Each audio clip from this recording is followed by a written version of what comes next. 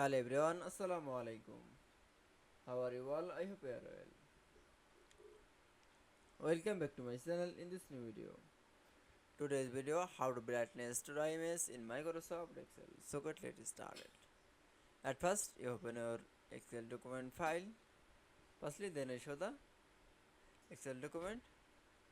Now firstly insert from the image. Now going to the insert menu option.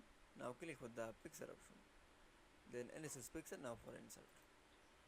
That's okay. Then I show the insert from the picture. Now this picture is the from the brightness image. Now click on the factor option.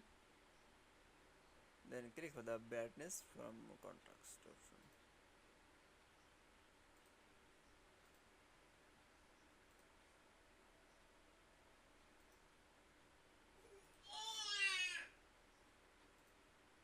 That's okay.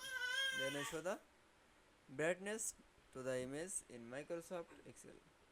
I hope to enjoy the video. Please like, comment, share and subscribe my channel. Thanks for